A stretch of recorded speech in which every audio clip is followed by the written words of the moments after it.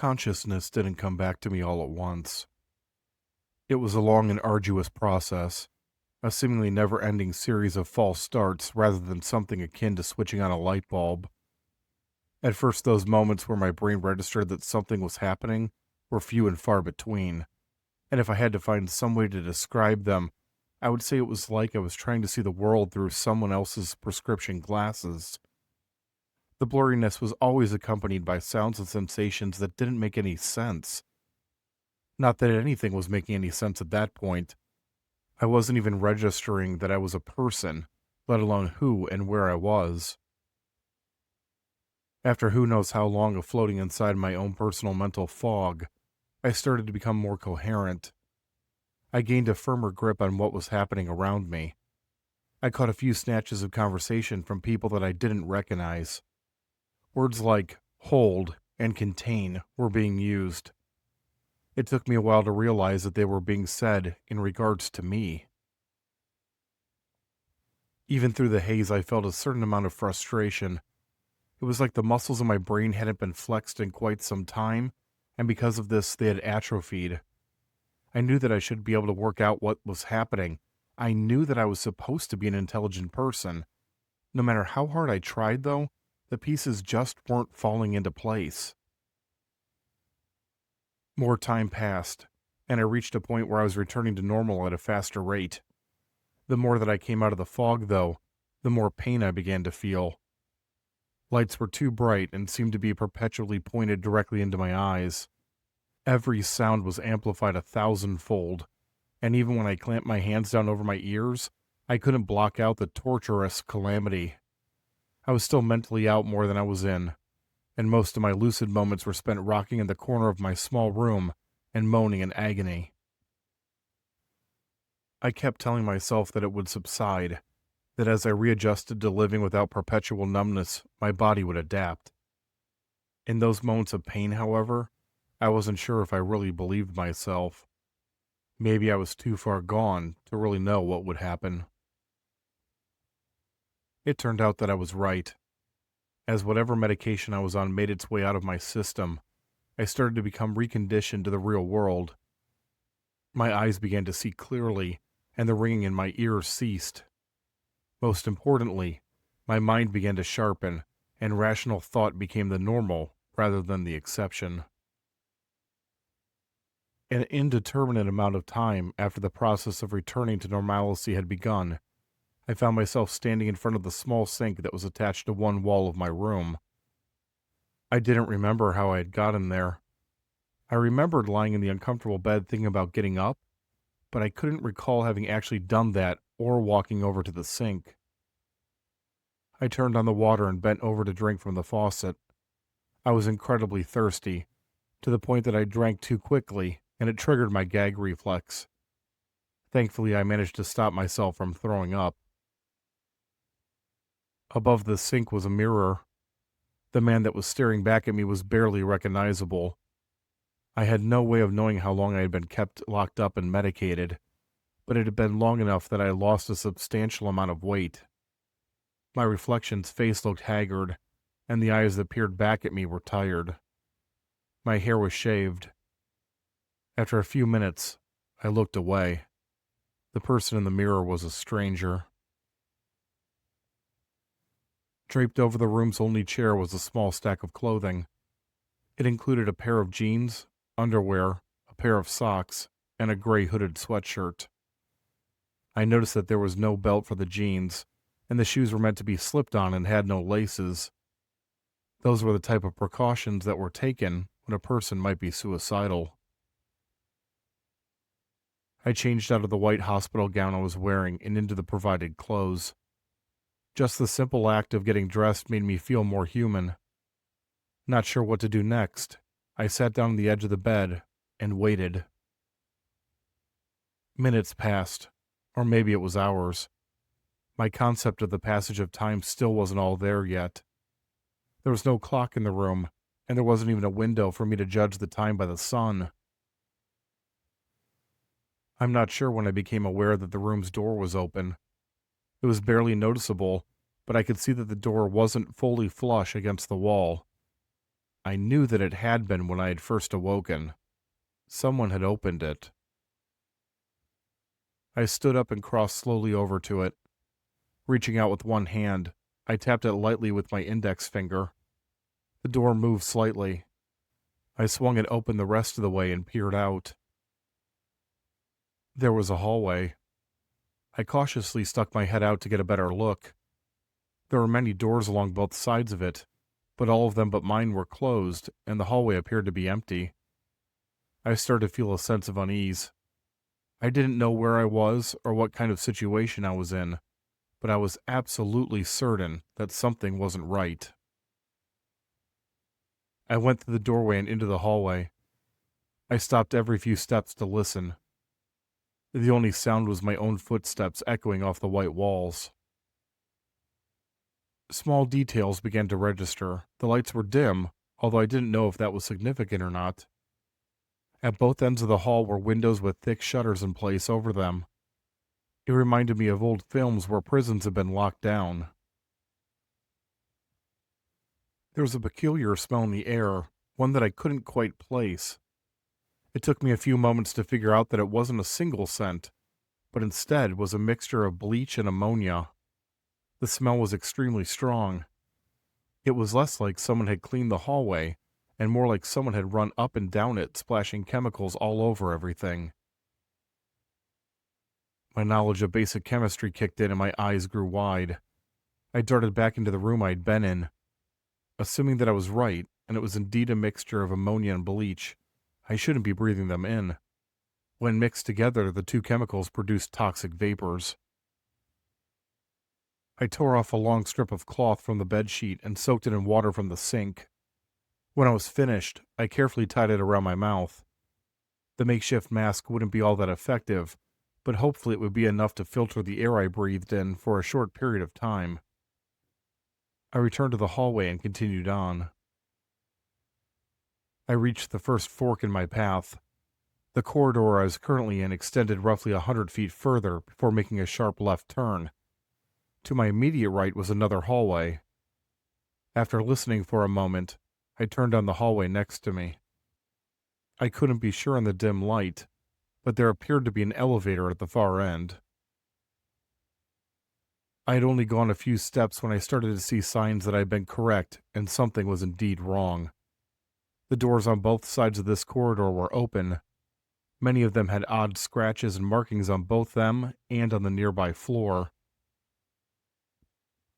I progressed a bit further and was happy to find that I was indeed approaching an elevator. After a moment's hesitation, I continued onward. It was the only way out of the hallways that I had seen so far, so it made sense to use it to find a way out of the building itself. As I passed each door, I stopped to look inside. The first 3 rooms were empty. While there wasn't anything different about the first 2 rooms from the one that I had woken up in, the same couldn't be said for the third. The walls were smeared in blood, and the bed was lying on its side. The mattress had been torn to shreds. Even the sink was damaged, a large piece of the bowl having been broken off. All of my internal alarm bells were sounding as I approached the 4th door. When I was a few feet from it, I came to a halt as my ears picked up an odd sound. The word that came to mind was wet. It was like an eager sucking sound. As I listened, the sound changed from sucking to something that could be best described as slurping. A voice in my head was warning me to go back, to get as far from the noise as possible. It was a shorter distance to the elevator than back to the intersection, though, and I didn't know what might be waiting for me back the way I had come. Reluctantly, I lowered myself down near the floor and poked my head around the frame of the door. Sitting in the center of the room, his back turned towards me, was a man.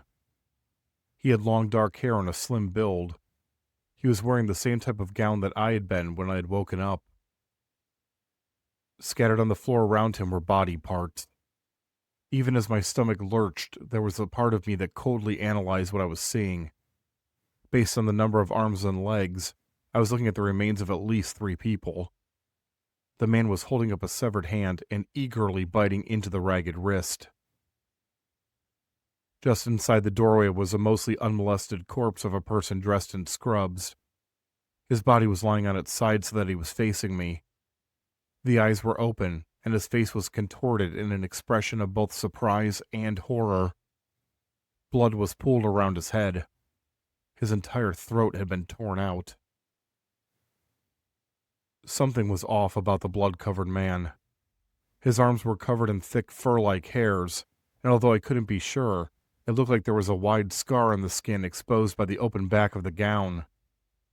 He didn't seem to notice my presence. I waited to see if he was going to turn around, and when he didn't, I carefully crept past the door. There were only 2 other rooms between him and the elevator, and to my relief, they were both empty. My relief was quickly washed away. Next to the buttons used to call the elevator car was a card reader with a glowing red light on the side. I tried pressing the down button anyway, and to my absolute lack of surprise, nothing happened. I was going to need a key card to access the elevator.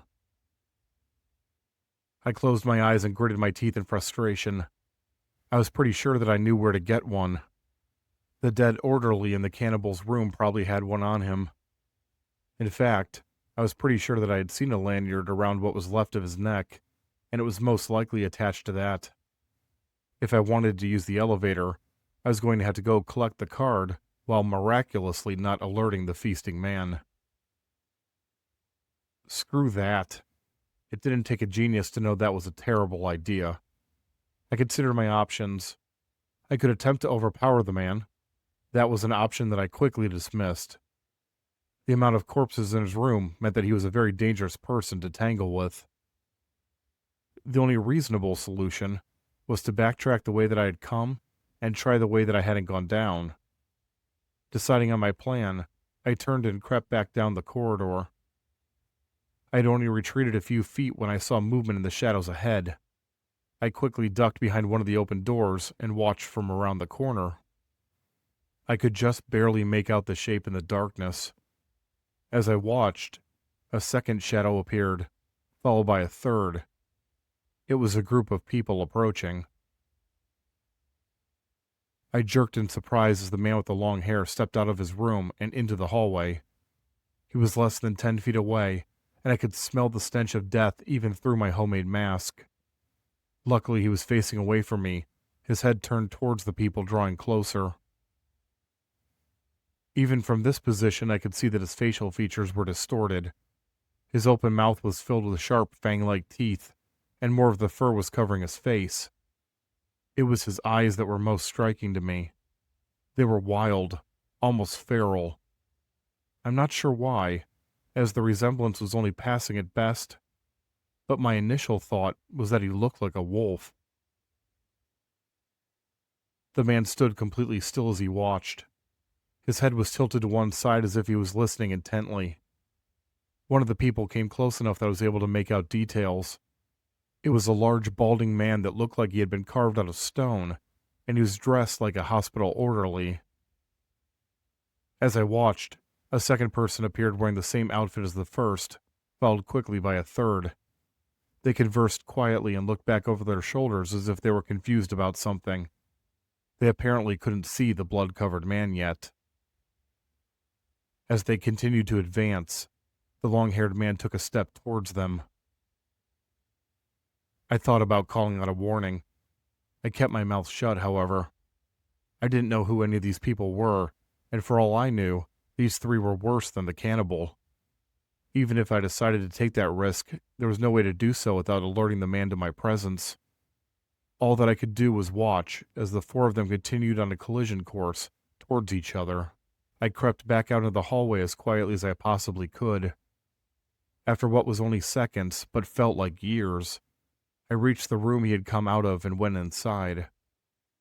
Trying to ignore the limbs and body parts strewn around the room, I focused on the dead orderly and looked for a security card. He had fallen from his side onto his stomach, pinning the lanyard underneath him. I pushed on his shoulder to attempt to roll the body over. Nothing happened. My muscles felt weak, atrophied. I braced myself and pushed harder. "Hold up," I heard a voice call from the hallway. Who's there? Is that you, Stevenson? I maneuvered myself into a lower angle and pushed as hard as I could. This time the body moved. I tried to ignore the blood that smeared onto my shoulder and arm. The corpse landed on its back with a sickening thud. I carefully reached down and pulled the lanyard out from underneath the scrubs. The keycard was attached to a clip at the end of it. I tried to undo the clip, but my fingers slipped due to the sweat and blood. I quickly wiped them off of my pants leg. That's not Stevenson, another voice chimed in. That's... Oh, shit. That's Tate. Stay the hell back, freak. Screams filled the air as I released the card from the clip. I cautiously went back to the door and looked out. I wished that I hadn't. The man named Tate was tearing one of the orderlies apart with his bare hands. As I watched, he ripped off the lower half of a leg with inhuman strength and tossed it aside. Leaning up against a wall was another orderly who was missing both arms, and on the floor was a third person with his body cavity lying open and his face mangled. I didn't have much time. I turned my back on the carnage and ran to the elevator. Reaching it, I hastily swiped the card through the reader. The light stayed red. I stared at it blankly for a moment before realizing I was holding the card backwards. I made the correction and swiped it again, and this time, the up and down buttons lit up. I pressed the down button and turned back towards Tate while I waited. He was finishing his grisly task. His fingers were dug deep into the eyes of the sole living orderly. His victim was weakly struggling, but the killer's grip was like iron. It was already over, and everyone involved knew it. I hoped that the man's suffering would be over quickly. Adrenaline was pumping through my system. It felt like the elevator was the slowest one in existence. As I watched Tate twist his hands and the orderly's struggling stop, I wondered what I could do if the man's attention was caught by the elevator doors opening. That charming thought was immediately followed by one demanding to know what my course of action would be if the doors opened and someone was waiting inside the car. There was a quiet ding as the elevator arrived. I braced myself, but Tate didn't seem to hear it. The doors slid open, and to my relief, the car was empty. I got inside and pushed the button for the ground floor. My heart almost stopped as Tate turned his head to peer at me over his shoulder. The door closed before anything more could happen. As I tried to get my heartbeat and breathing back to normal, I noticed a brass plaque above the elevator controls. I looked at it closely and found that there was writing on it. Redmond Institute for the criminally insane.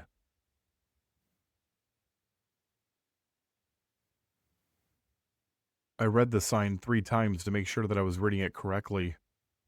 I was in an insane asylum, specifically one designed for the criminally insane. Judging by the gown that I had been wearing when I woke up, I was there as a patient. That made no sense. I certainly wasn't insane. I felt a cold chill run through my body. Not that I knew of. There was a large blank period in my memory. That was a lot of time that was unaccounted for. I shook my head slowly. While I couldn't remember most of my recent past, I was sure that I hadn't done anything that would have gotten me locked up in an insane asylum. There had to be something else going on. There would be time to figure that out later. I took a deep breath and brought myself back to the here and now. Whatever events had gotten me to this moment didn't matter at the current time. What mattered was that something horrible was happening and I needed to focus on getting out of the asylum in one piece. My eyes fell on a small fire extinguisher inside of an indentation in the elevator wall. It was blocked by a door with a glass window, and another card reader was positioned next to it. I reached down and pushed the stop button. The elevator came to a halt with a squeal. I slid the key card I was still holding through the reader, and the case door opened with a click. I unhooked the extinguisher and hefted it. It was surprisingly heavy for its size, and I swung it a few times to get used to the heft. With that done, I looked around for anything else that might prove useful. There wasn't anything else, so I put my hand back onto the knob and prepared to restart the elevator. I stopped myself.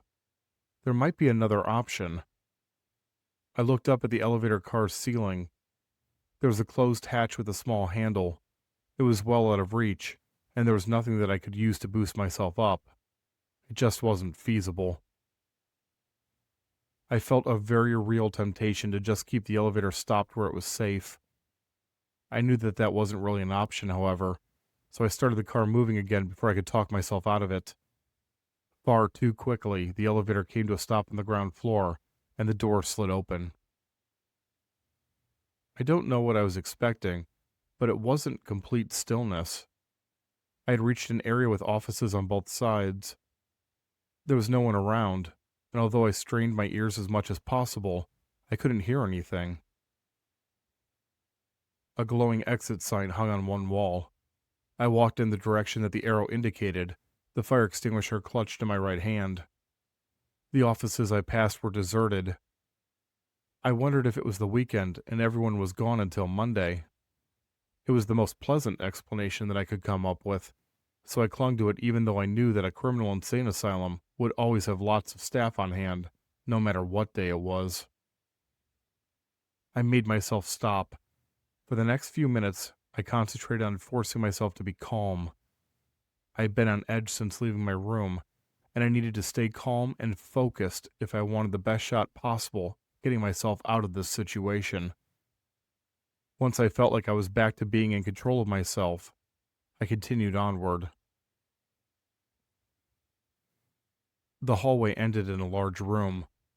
The walls were far apart from one another, and the ceiling was at least 3 stories above me. Tall windows lined the far wall, and through them I could see a parking lot. Various pieces of furniture such as chairs and couches were scattered throughout the area, and a small storefront simply labeled coffee was off to one side. I was in the building's entryway. It felt more like a hospital than a prison. I wasn't sure what that meant. If the people running this facility were more focused on treating patients than punishing criminals, it might mean that whatever I'd done hadn't been bad enough to get me sent to someplace worse. My eyes locked on one of the most wonderful things that I had ever seen. To the left of the windows was a set of double doors with another exit sign above them.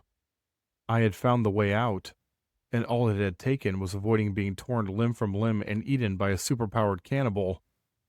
A smile spread across my face as I started towards the exit to the nightmare that I had found myself in. I had only gone a few feet when I heard the sound of voices to my right.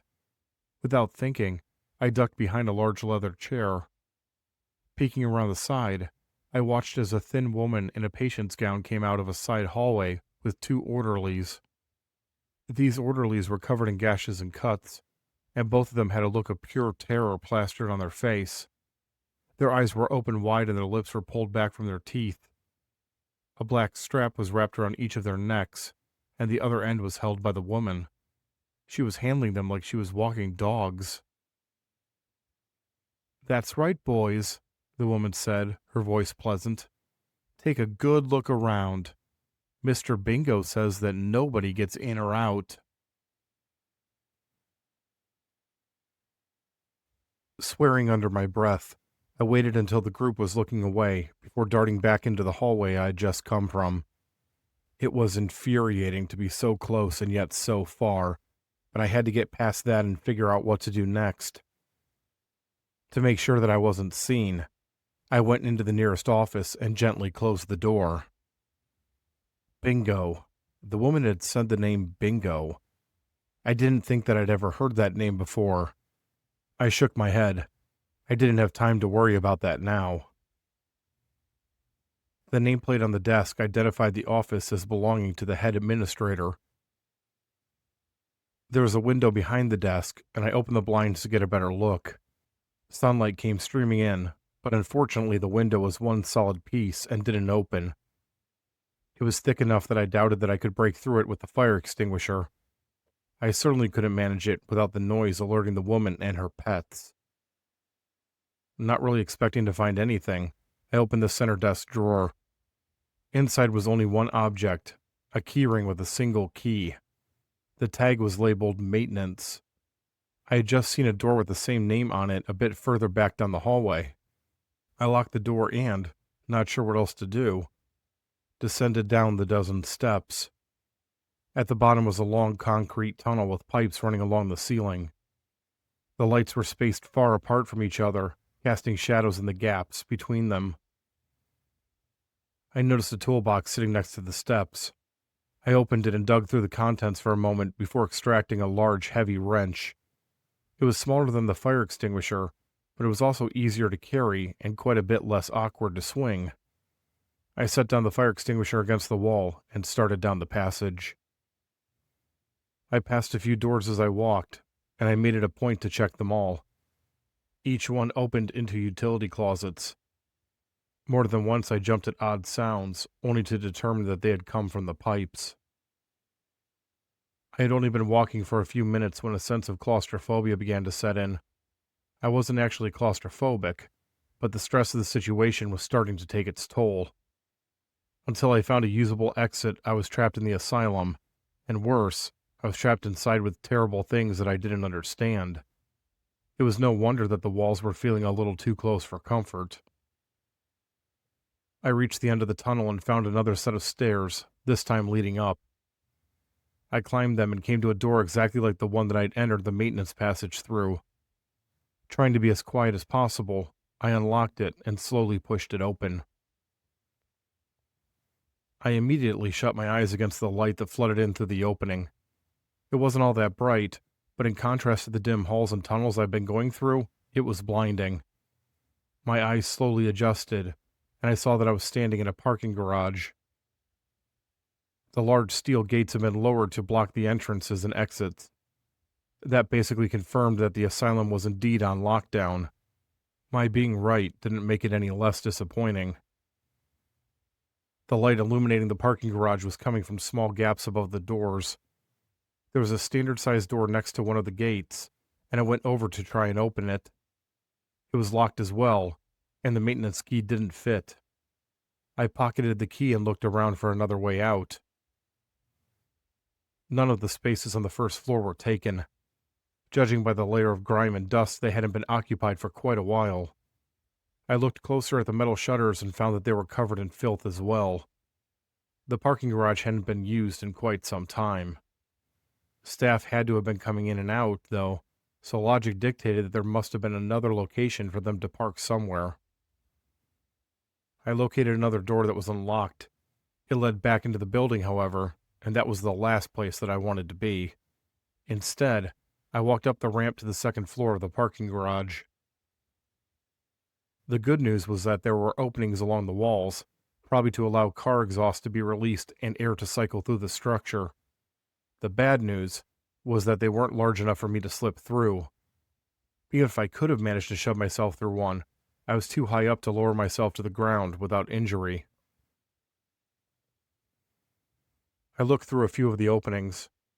From what I could see, the asylum seemed very isolated. There were thick woods nearby, its leaves the color of autumn, and I couldn't hear any sounds of traffic. The only sound was the cool fall breeze blowing through the trees. I reluctantly returned to the first floor.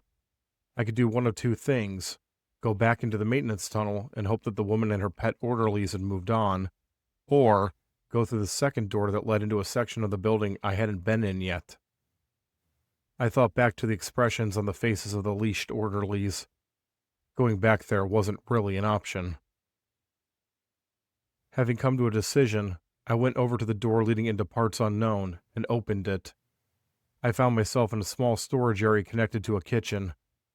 The door must have been used for food deliveries.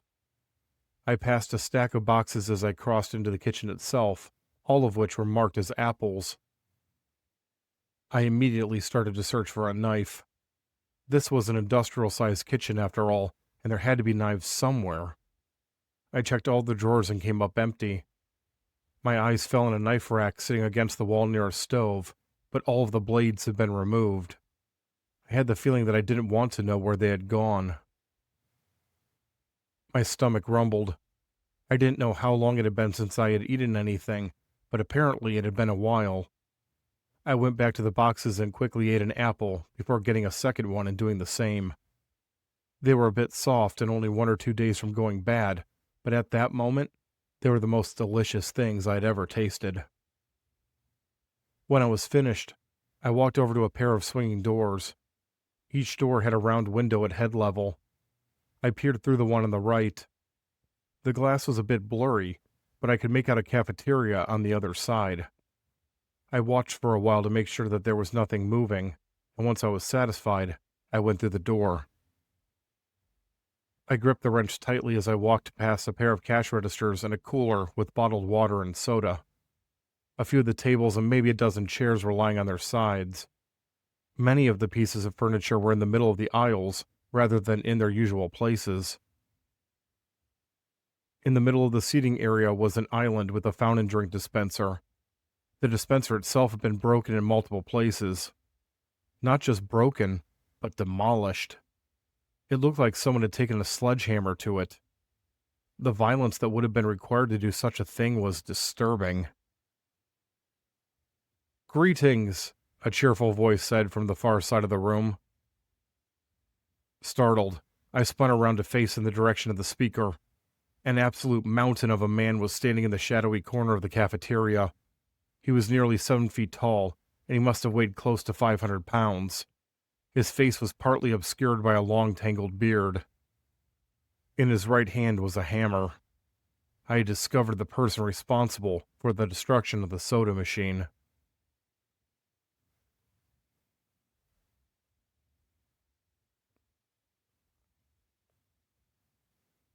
"I apologize if I frightened you," the man said, taking a pair of steps towards me.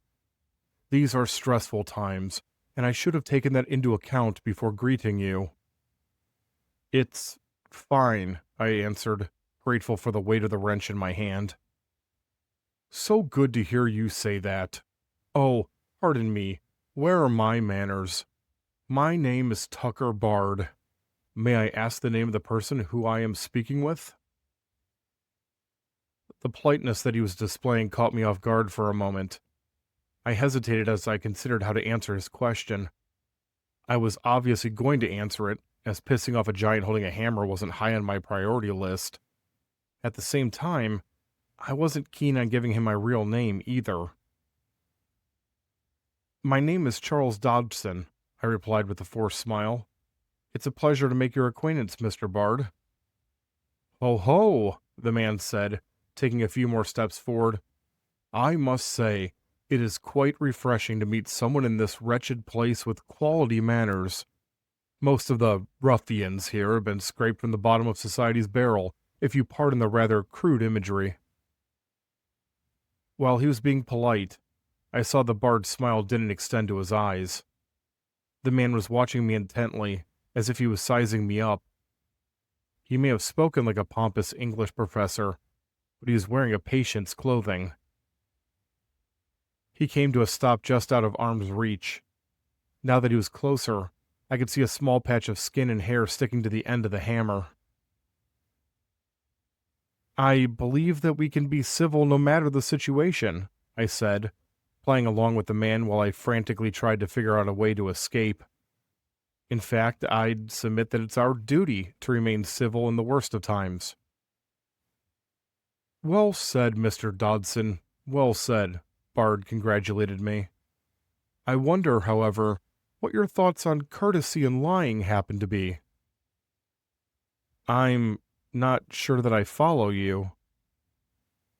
"As I see it, some lies are necessary for us to maintain proper decorum. Complimenting a woman's makeup when it is poorly done, for example. Telling a gentleman that his clothing is fashionable, when in reality it is terribly out of style. Small white lies can be useful in everyday life, and those tiny fibs do not harm anyone. Do you agree?"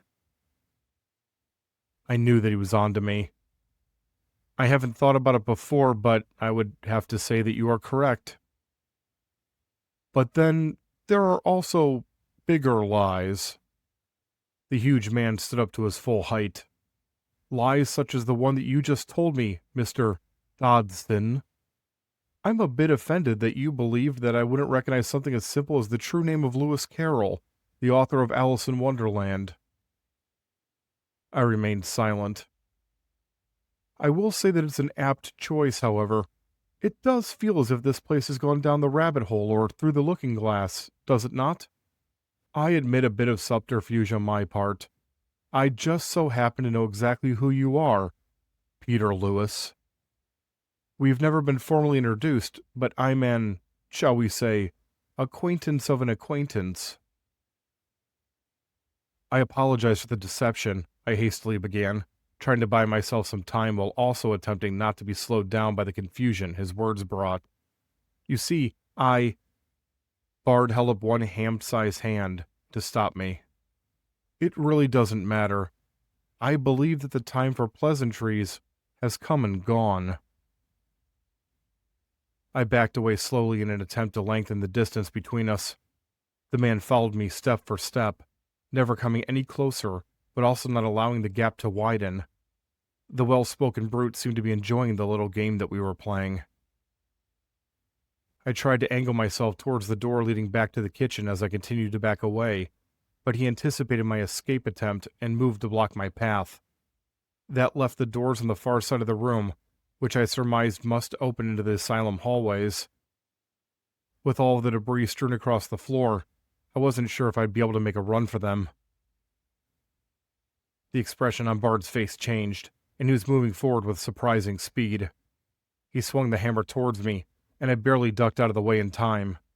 The weapon whistled through the air that my head had just occupied. I scrambled away, tripping over a fallen chair and barely managing to stay on my feet. Bard laughed at my efforts and swung the hammer again, this time straight down.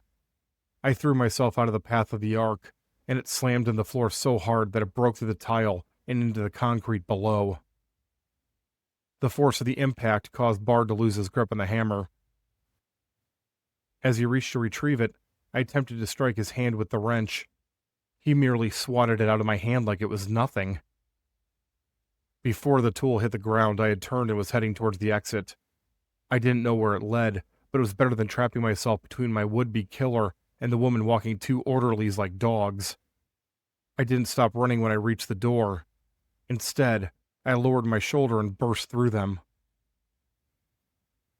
At the same moment that my shoulder struck the door, the hammer flew past my left ear. It missed me by less than an inch. The hammer struck the door so hard that it tore a chunk out of it. The giant bastard had thrown the thing at me. I would reconsider running if I were you, Bard called out as he pursued me. I was planning on making your end quick. I'm not a cruel man, but I can be driven to cruelty if vexed. I was in a round area with multiple hallways splitting off of it. There was a tall rectangular directory in the center, but I didn't have time to reference it. Instead, I picked a direction at random and kept running. I took the first side passage that I came to, and then the next. I skipped the third and fourth, and instead went down the fifth. My only goal was to make it as difficult as possible for him to track me. I tried to open a door on the left side of the hallway, but it was locked. The next door down was not, however, and I went inside. I closed the door and leaned up against it as I gasped for air. My body was definitely not in great physical shape, and even just a few minutes of running had left me feeling like I was going to pass out. When I finally got my breathing under control, I took a look around at my surroundings. I was standing in a storage room. Desks were stacked up against one wall, and half a dozen filing cabinets lined the other. A thin layer of dust covered everything. What drew my attention, however, was the window on the far side of the room. I went over to it and took a look. It was locked, but the glass itself wasn't thick. Outside was a grassy courtyard surrounded by walls on all sides. Because of the angle of the sunlight, I wasn't able to see through the windows on the far side. I returned to the door and opened it to listen. When I was sure that no one was nearby, I closed it and returned to the window. Removing one of the drawers from a desk, I used it to smash the glass out of the frame, being careful to clear away any shards on the edges and corners. "Mr. Lewis," a voice called brightly from the hallway. come out, wherever you are."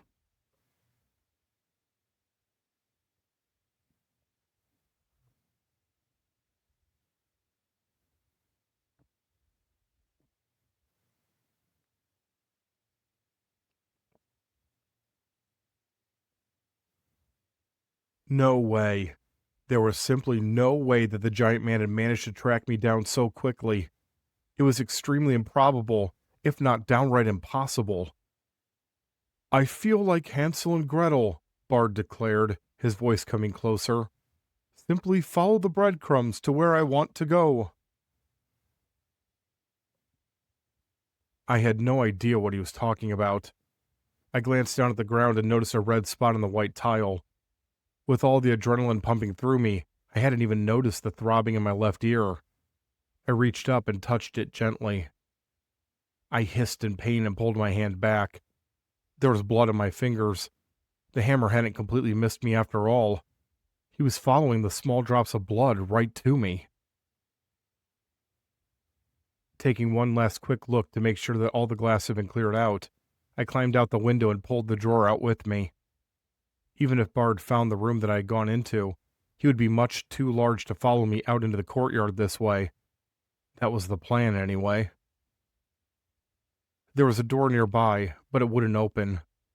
The maintenance key didn't work on the lock either. I felt the weight of the desk drawer in my hand. I was going to have to get back into the building the same way that I had gotten out of it. The question was what window to break in through.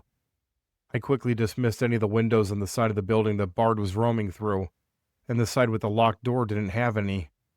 I hurried past the windows still available to me, looking inside them as I went.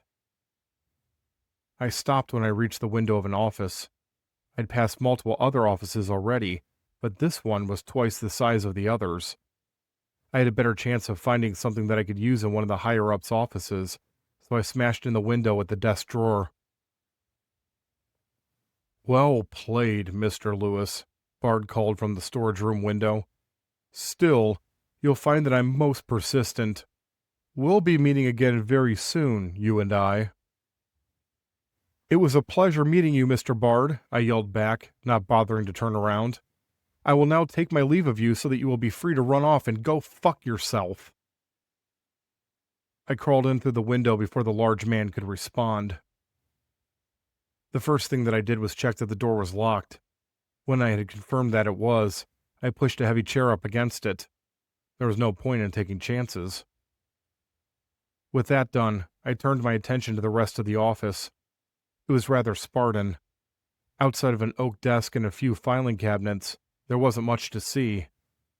I searched through all the desk drawers, but all that I found was paperwork and office supplies. All 3 filing cabinets were locked. I sat down in the desk chair and closed my eyes for a moment. I could feel my warm breath on my face, and I realized that I hadn't taken off the piece of cloth that I had used as a mask yet.